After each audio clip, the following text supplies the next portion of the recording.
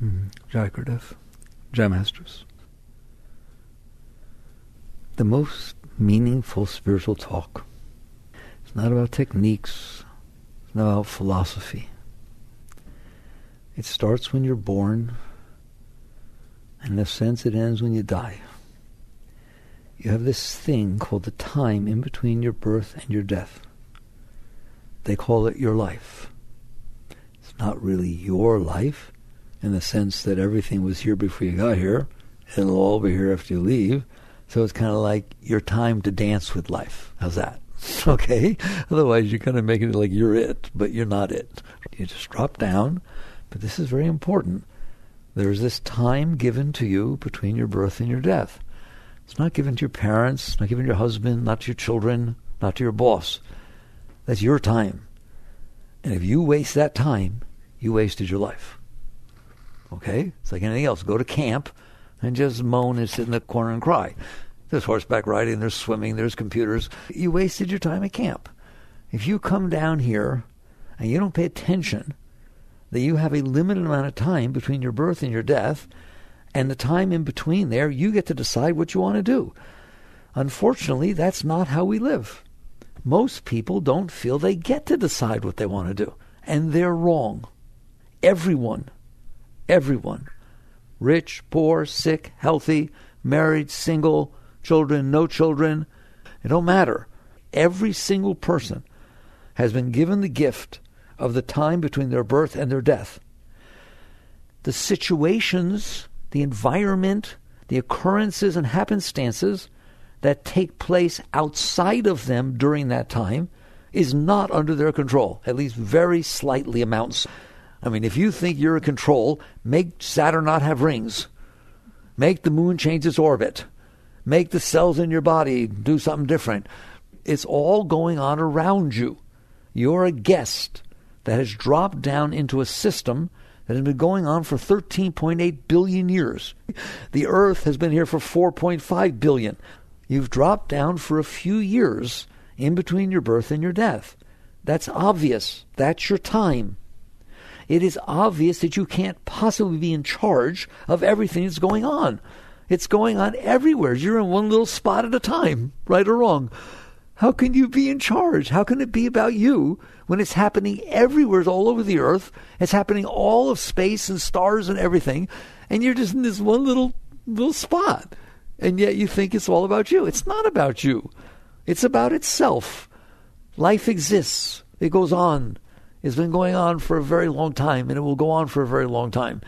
So the first foundation is you have this time between your birth and your death. That's first. Second, there is a stage on which you are going to play this drama of the time between your birth and your death. The stage is called the stage of life. You're sitting here on a tiny little ball in the middle of nowheres, and you're on a 2 foot by 2 foot square or something, or a 6 foot by 2 foot square, right? And the rest is going on. It rains when it rains, it snows when it snows, it's hot when it's hot, it's cold when it's cold. People are nice when they're nice, they're mean when they're mean. You get fired, you get hired when you get hired. I mean, pretty much, it's not all yours. It's not up to you. And so, really, let's make sure we get this right, because they don't tell you this. 99.99999999999% of what's going on in the universe has nothing to do with you. And I probably needed more nines.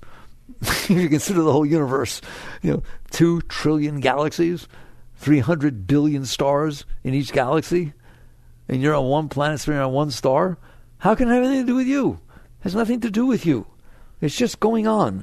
If your mind has trouble with that, I'm glad we're talking about it. If your mind has trouble with it, that's the definition of the word ego. That you've just made up a you that's important. It's not important. A grain of sand in the middle of the beach is a grain of sand in the middle of the beach. A speck of salt in the ocean is a speck of salt in the ocean. Another one of you guys that shows up on the planet Earth and leaves soon, there have been billions of you, wake up. So you are given this time between your birth and your death, and you're going to spend it in a field, an arena, an environment that pretty much has nothing to do with you. Get in a plane and land somewhere you've never been before. Obviously, that place has nothing to do with you. You've never been there before. But that's what you're going to interact with. So you start off, I have this time. The second is I'm not in charge. I know that's tough. I'm not in charge. Right? I know I'd like to be, but I'm not in charge. I can't even control the moments in front of me, not to mention the ones that are not in front of me. So I'm in this universe, in this arena, and I have this time. Then the third one is the big thing. What do you want to do with that time? If you don't ask that question, guess what will happen? Your environment will run your life. If you take a boat and you put it out on a river or a lake or a sea with no oars and you have no idea what's going to go on, who determines where you go? The waves, the current, the weather, the environment. Because you have no direction that you have set sail in. And therefore, just the occurrences that happen in front of you will determine where you go, who you are, what's happening. So the most important thing in your life is to ask, where do I want to go? Where do I want to go in the time between my birth and my death? What do I want to achieve with my life? And if you say to me, I want to achieve building a big building in New York that has my name, when you die, it's the same as if you didn't. It has nothing to do with you. It never did anyways, but certainly once you're dead, you ain't gonna know nothing about that building. Nobody, they'll forget you in no time. You understand that? And just if they, what does it mean if somebody remembers you? Is that the meaning of your life? That when you die, people remember you? What did that do for you? Doesn't mean anything. Well, maybe the meaning of my life is to accumulate as much wealth as I can. Okay, good. Be like the pharaohs. They had a lot of wealth, right? Accumulate, oh my God, so much, right? And then build yourself a pyramid to hold it. Put all the wealth in the pyramid and let the robbers come in centuries later and steal your wealth. And go see, you ain't going with you. You ain't ever see it again. So when you look at it in the big picture, which is how you're supposed to look at it, because otherwise you will do nothing with your life. I don't mean nothing. Little things happen, okay? But not in terms of what did you do with your time here on earth? What did you achieve? What changed? What did you do, all right? That's the big question, isn't it? That's got to be the... Don't tell me, I had a husband. Lots of people had or have husbands or wives. Nice. Nobody says you don't. Nobody says that these things don't happen. They're not the meaning of your life. When you die, you don't have a husband. So the question is, I'll go quickly, what do you want to do? People don't think about it. And we'll talk about why in a second, right? If you choose something that is temporal, if you choose something, first of all, let's start with you don't choose anything, because that's what most people do. Why? Why don't they choose anything? Because they're not okay. They've gotten themselves into a state during this time between their birth and their death where they are suffering inside. They have anguish, they have anxiety, they have worries, they have pain, it's not comfortable in there.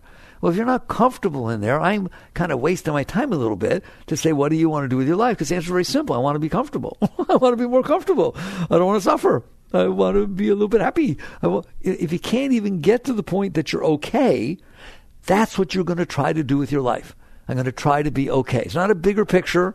Has nothing to do with between your birth and your death. It's kind of a minute-to-minute kind of a situation. How do I survive that my kid got sick? How do I survive my husband's leaving me? Or this is happening? Or I got fired? It's just one thing after another that's causing you trouble inside, and therefore you don't get to choose the meaning of your life. That's how we live, don't we? All right? We just try to survive. Surviving means I don't get hurt too much. It's not a physical surviving. It's a psychological surviving, isn't it? That I can have a few moments that feel nice and a couple of moments peace, and I have lots of moments where nothing's bothering me, or at least the things that are bothering me get taken care of. That's what you do with your life if you are a normal human being. And I don't care if you're rich, if you're poor, you're doing the same thing. You're trying to get by. You're trying to be okay. So we got that down. I'm laying the picture for you. So we got this time between your birth and your death, and because you're not okay, you struggle. That's what you do with your life. It's so sad because it's true, isn't it? All right? You know everybody. You know yourself. You struggle to be okay. That is not a high bar. That is not the purpose of your life. I came down here to see if I can be okay and not suffer too much and get by.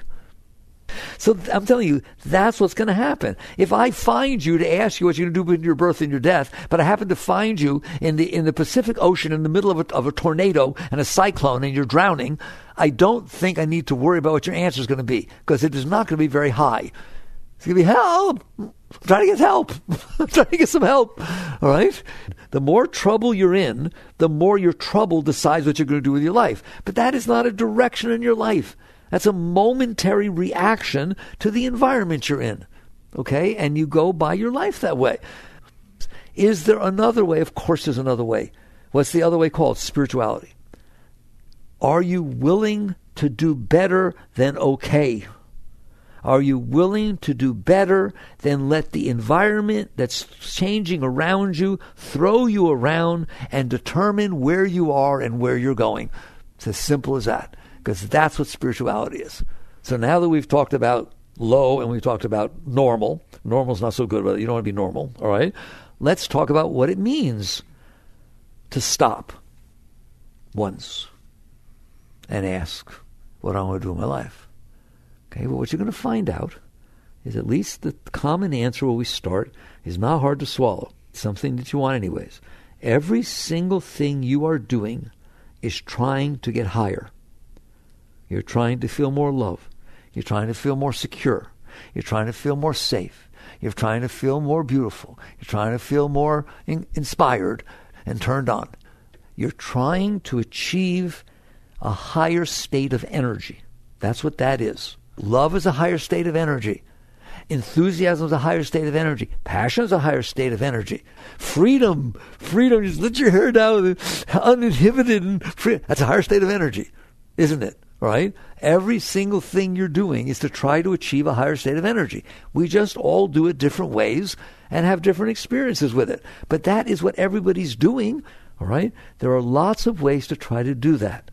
What I'm going to talk about is this very weird way called yoga. Why? Because you just defined yoga. Yoga is not asanas. Yoga is not meditation. Yoga is not mantras. Yoga is a science. Yoga is a science, just like any other science. It is a study of how to get high. It is people for thousands of years that have studied the human state inside and out and structured methodologies that will get you higher, guaranteed. Guaranteed. That's all they're about. All they're about is getting higher. Wow. All right? So what does that mean? The way we try to get higher is in relationship to what's messing us up. All right? That's why we're so personal. I have loneliness, so I try to get higher by finding somebody. I have insecurity, so I try to get higher by being popular, wearing nice things and having people say nice things about me. Okay, and I could go on and on with all the things, right? I feel that when I get older, no one will take care of me. So I want to have children and bring them up in a way that they feel responsible for whatever it is. You're just trying to compensate for the problem you have inside yourself. Because the problem you are holding inside of yourself is what's keeping you from feeling high, it works a little bit and it feels good to try to make the outside world in a way that it seems like it's going to take care of what's wrong inside of you. It's going to compensate. If I'm lonely, I don't feel energy. But it's not true that I don't feel energy because I don't have somebody. I don't feel energy because I'm lonely, regardless of somebody or not. The loneliness is blocking my energy. I have energy inside. The loneliness is blocking it. So finding somebody helps me deal with the blockage, helps me deal with the loneliness. It does not get rid of the loneliness, period. You will still feel lonely if they're not around, if they die on you or leave you. I've had people tell me, I just was lonely and I was married for 30 years and when Irv died, I felt lonelier than I did before I ever met him. It's like the loneliness is still there. You know that. The fear of loss is still there. If you don't think you're worthy of love and somebody showers you with love and talks all the time love, and so on, you're waiting until they find out who you really are and they'll realize they don't love you. If you're insecure, you're insecure. You can put something on top of the insecurity and it makes it feel better, but it doesn't get rid of it. And because it is the insecurity, the loneliness, the lack of self-worth, whatever these emotions and feelings are, they are blocking your energy flow. So because you're playing with getting the world in a way that will line up with those things and make them feel a little bit better, you think that the way to get your energy is to do that. And that's the great mistake of humanity. The way to get your energy is to get rid of the blockages. And that's all yoga. True yoga, real yoga, is about understanding I am blocked inside. That's why I feel this way. The problem I have is that I have blocked my energy flow. And now my energy flow is conditional upon things matching my blockages.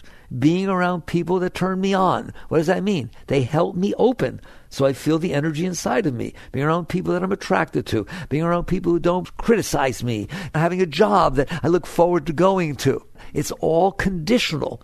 It's conditioned as to whether these outside situations are going to somehow magically help you with the problem inside of yourself.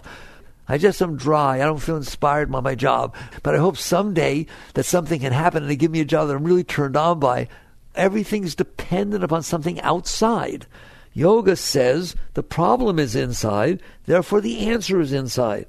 I understand you're blocked. Yes, you're blocked. You have these issues. You don't feel whole. You don't feel complete. You get jealous. You get insecure. You feel lack of love. Yes, yes, yes. I understand all the human stuff that's in there. That is what is blocking your energy flow. In yoga, they call the energy flow Shakti. In other places, they call it Chi. In other places, they call it Spirit. There's energy, but it is blocked by these humannesses that you shove down there and that you're carrying around inside of you. So the first step in deciding what do I want to do with my life, you have one big decision. Do I want to spend my life struggling, manipulating, trying to get situations outside periodically that when they come in, release energy because they match my problems, they match my blockages? Is that what I want to do in my life? You can do it. I try to tell everybody, I'm not judging. I really am not. It doesn't bother me. If that's what you want to do with your life, at least admit, that's what I want to do in my life. I want to struggle first to find out what I need. Now, you're big on the needs things, all right? What you need means what's blocking my energy, so I need something to help release it. The point is, I need something to happen outside that makes me do better with the problem I have inside. Devote your life to that. In other words, devote your life to the lowest part of your being. That's your lowest part of your being. The darkness, the problems that you have inside, the things you blocked yourself with, right? I don't feel popular. She's really beautiful. If I could be seen with her, people would really be jealous of me. It would make me feel wonderful. How do I win her? I don't know. I could steal a Ferrari and pick her up in it and tell her it's mine.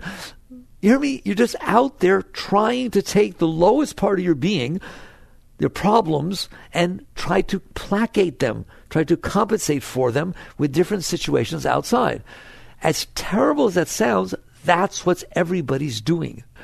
They're all trying to create situations outside, people, places, things, jobs, finances, you name it, whatever it is, body lifts, okay? You name it. They're trying to create situations outside that will influence and manipulate other people, places, and things so that when the interaction comes inside, it makes them feel better, and that's where they get energy, all right?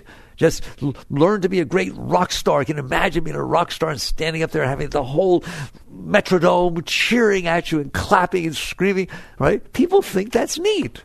Why? Why would you need that? Why would you even want that? Because it gives me energy. That must be a tremendous energy rush. Then how come all rock stars are on drugs and have worse relationships? Almost all of them, right? Relationships, they divorced 16 times. Doesn't sound so happy to me. That's what you want to do with your life, right? But no, the thought of that much energy is exciting to you. The thought of winning the lottery is exciting to you. The thought of having everybody respect you is exciting. The thought of getting, you hear me? Because you're not okay, and you're not. It's not. It's blocked. It's not. I don't have all this energy right now. I want more. You're looking for ways that will touch the blockages and release energy. All right. So what's wrong with that? Nothing. Nothing's right or wrong. The question is, does it work? That's a better question, isn't it? You thirsty? You want to get water? Go suck it out of that rock over there. Is that a sin? You're going to go to hell? No, you're just going to stay thirsty. It's like, it's not wrong. So basically, you're looking at living a life devoting the time between your birth and your death to somehow manipulating, controlling, fighting, struggling, who knows what the heck you have to do. You know how intense it is, how much anxiety it creates and how much pressure it creates to try and have to have the world in front of you to be a certain way so that when it comes in, you feel some energy and at least it's not screwing you up more. Can you relate to that? Do you understand that? What's the alternative?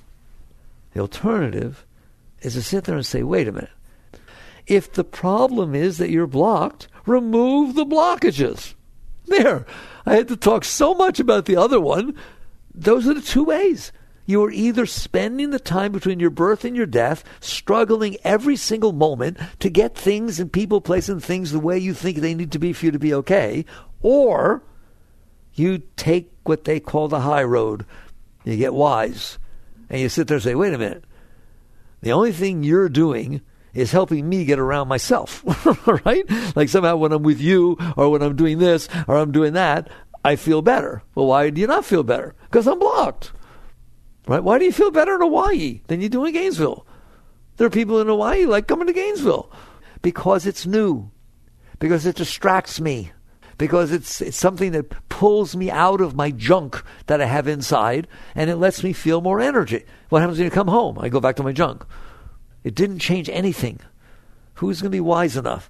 So the alternative is to sit there and say, the purpose of the time between my birth and my death is to use that time to remove the blockages that are blocking the energy flow inside, not so I'm renouncing good things, so I'm always feeling the good things. You're not renouncing. If you find that sugar gives you a rush, but then you get sick for the rest of the day, if you stop eating sugar, don't say I'm renouncing sugar. I want the high, but I want it to last. You're going for something higher. I don't like renunciation. You're not giving anything up when you don't take that sugar.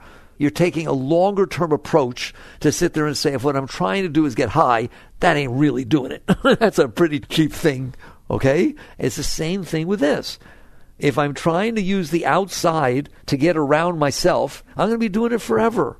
Your grandparents are doing it, your parents are doing it. It just doesn't ever stop. You're still doing it. You've been doing it your whole life.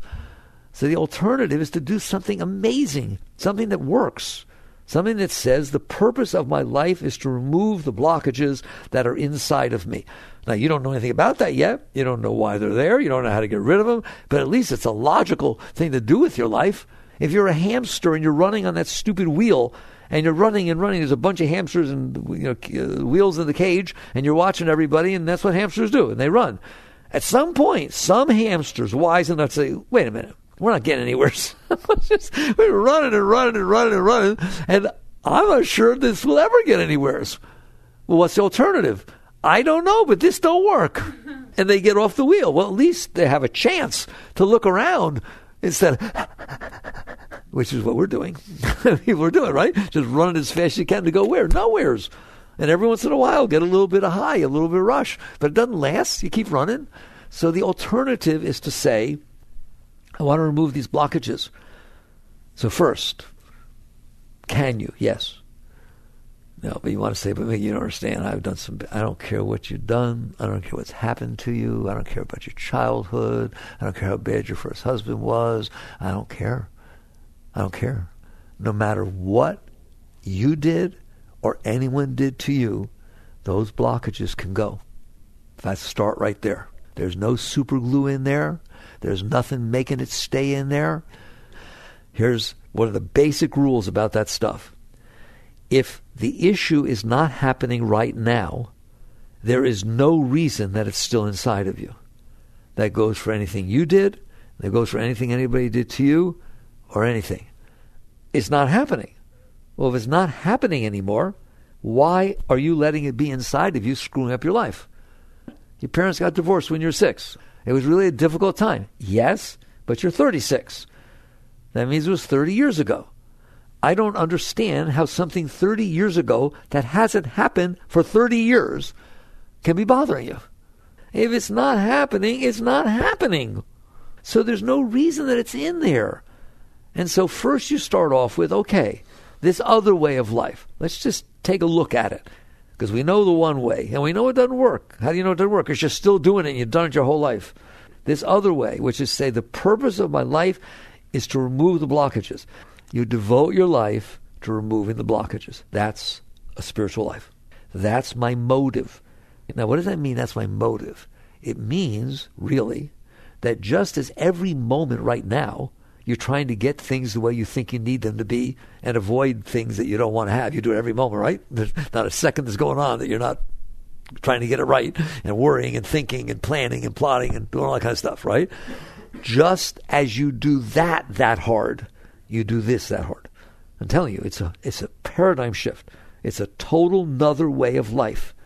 It is a way of life that says the purpose of my life, my entire life, every moment, is to remove these blockages so I can be the one who gets high.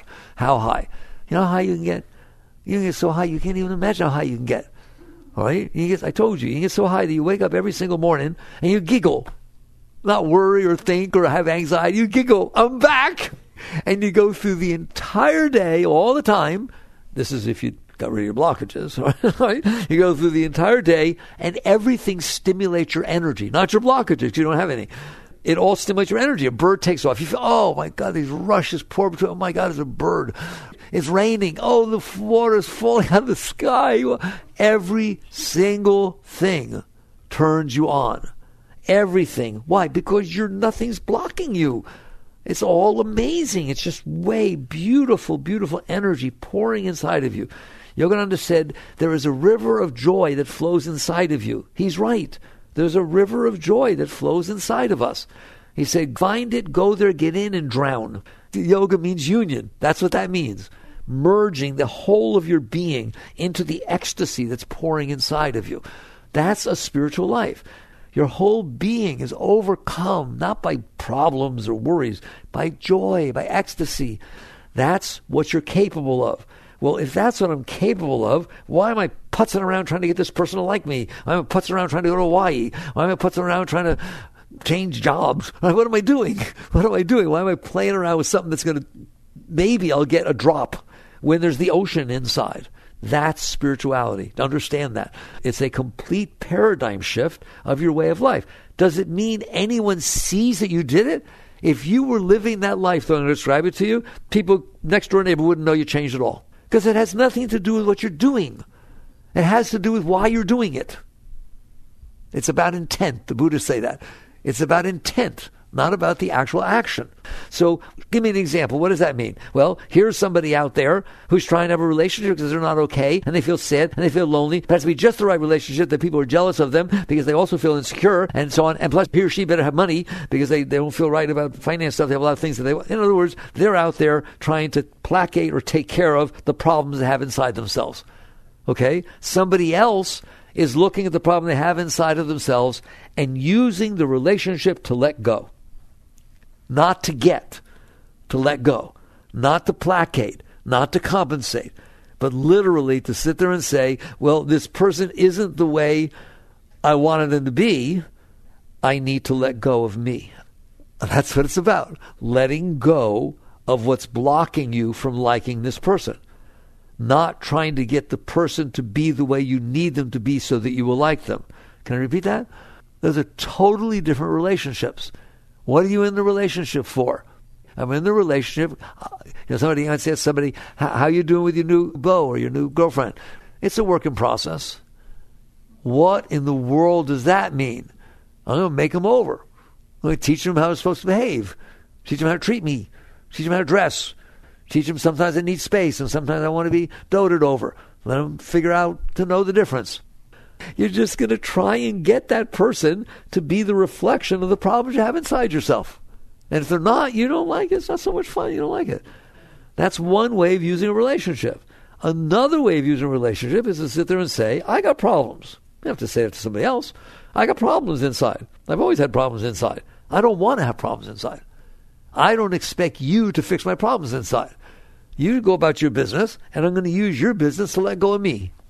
I'm going to let go of my blockages. That's what spirituality is. That's what yoga is. All the time, every time. I'm glad I picked relationships because it's not about renunciation. It's about using every moment of everybody else uses every moment of their life to try to get it the way they want it so they're happy. You, at this point in that paradigm shift, are using every moment of your life to let go of what's making you not happy. You're not expecting the situations or the people, the places or things to do that. You devoted your life to purification. You devoted your life to cleansing. You devoted your life to getting rid of you. Are you willing to let go of yourself? You call it ego, call it whatever you want. It's just basically, there's stuff inside of me that keeps me from being okay. What does it mean to be okay? You should be able to sit at home and bliss out the same as be anywhere else. You be with people, be without people. You don't need anything, okay? You're pure spirit, and spirit is ecstasy. It's such an ananda, eternal conscious bliss. You are working your way back to self. It's about self-realization. But you can't realize yourself when you're blocked. Why? Because the blockages bother you. You feel lonely, you feel this, you feel needs, you feel attraction, you feel repulsion. All that stuff goes on in there. Spirit doesn't feel that. Spirit feels ecstasy. It feels joy. So you choose which way you want to live your life. Because guess what? It's an all or nothing situation. And people don't like to hear that. There's a line in the Bible that says, the Lord your God is a jealous God. It means it's all or nothing. You can't do it both ways. You can't be feeding the personal self by going out there and letting it do things that it wants to do because it makes it feel better temporarily, and at the same time letting go of the blockages that are making you be like that. But it's not about renunciation. That's why I use an example of a vacation. I use an example of a relationship. I use an example of a job. It doesn't matter. It doesn't matter. What matters is your motive, your intention. Are you standing there in this situation letting go of yourself, or are you standing in this situation feeding yourself? What does it mean to feed yourself? There are things that ego likes, your personal self. There are things it likes. It likes to be doted on by the right person at the right time. You know what I mean? It's very, very picky, isn't it? Everything has to be exactly right. But it likes different interactions. It likes different kinds of things. And they feed the ego. They feed it from outside, and it gets stronger. Anything that turns you on, you will want to do again.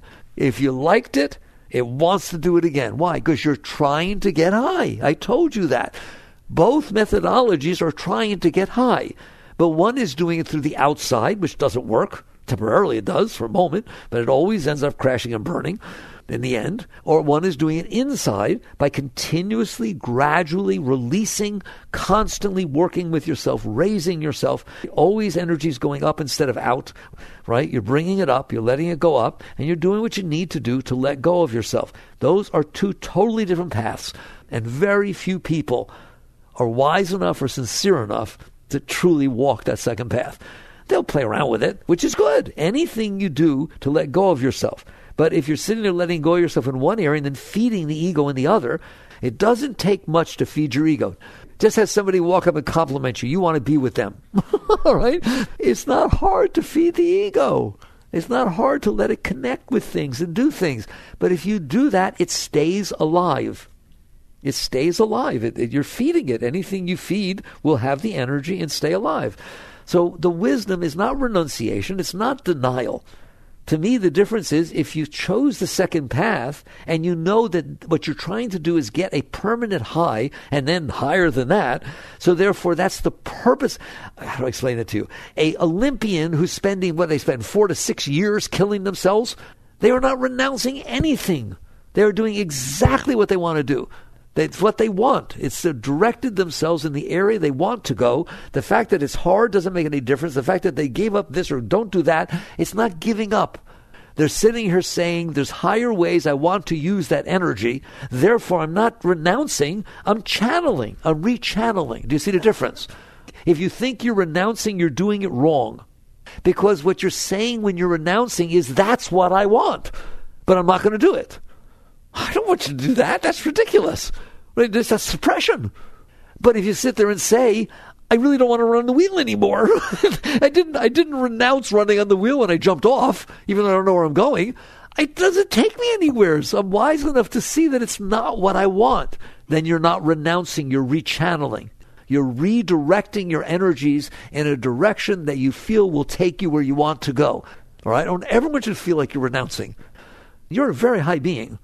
Period. Right? You in there, high, you in there, high. You're a very high being.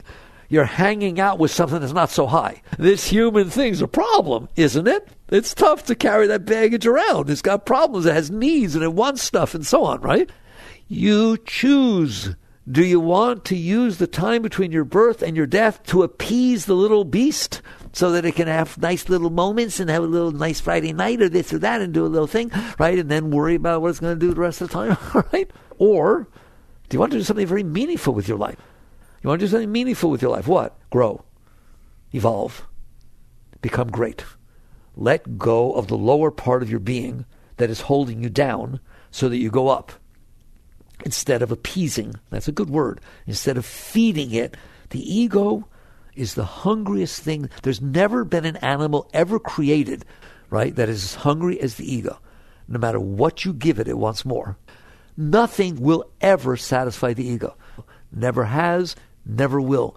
People that have the most power want more.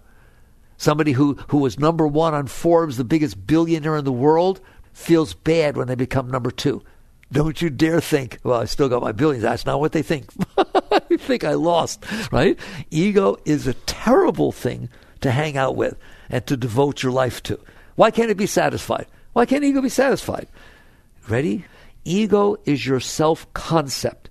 It is a false psychological entity. It is a mental formation that you created and said, this is what I am, and this is what I like, and this is who I like, and this is who I don't like, and this is what I like to do, and this is what I don't like to do. And then you defined yourself as that. That's not who you are. You're the one who's noticing that. You do notice you do that, don't you? All right? You're the self, the consciousness. Only returning to self can bring about a sense of wholeness, a sense of reality. Otherwise, you're putting a mask on and trying to have people like it and then wonder why you don't feel fulfilled when they like your mask. Because they didn't even see you. You understand that? They're holding up your mask. So the entire game of ego is to develop a self-concept and then try to have it supported. And so you will like people who support you. You will not like people who don't support you. You will like things that fit your self-concept. You're feeding the beast. It will never end. Why? Because it's not real. It knows it's not real. It's fake. It made itself up. No matter how good you are at your job, or let's say you're an actress or an actor and you did great, you're still concerned about the next role because you could fail. Let's say you're with your friends and then you meet somebody new. Well, your friends like you, but maybe that person won't like you. What if they don't like you, but your friends like them? And, all right, the entire scene is about ego. It's about being comfortable and sharing and expressing yourself. Expressing what? Expressing this thing that you made up and then trying to feel comfortable with it. It's all, in yoga terms, it's third chakra. The entire interaction of your social being, of your personal ego being with the outside world, if you're buying into trying to make that be comfortable to you, you're feeding the ego. It will want more. It will never not want more. Do you understand that? It just draws you from one place to the next place to the next place. It just doesn't stop. The ego will never be satisfied. So if you're living off that energy, that's the first way of life. That's just basically saying, I need things to be a certain way in order for me to be okay. The second way doesn't renounce. It says, I want my energy to go up. I want my energy to go up. Goes up. What does goes up mean? Constant waves of ecstasy and bliss, right? That's who you are. That's your state. Okay, that's where you live. That's worth going for, isn't it? All right? You don't have to do a single thing. It doesn't cost $1. And your whole entire being is high, feeling ecstasy all the time and joy all the time and love all the time. How'd you like to be around somebody who felt joy, ecstasy, and love all the time? Ooh, that's nice energy. It raises everybody. It raises everything. So what am I talking about? The same thing I started. You have this time between your birth and your death. Have you stopped for a moment to ask what you want to do with it? Or are you just running around to get a rush and have a thing and feel a little bit better and release some energy? Do you understand that? Which is what everybody's doing, so don't feel bad. All right?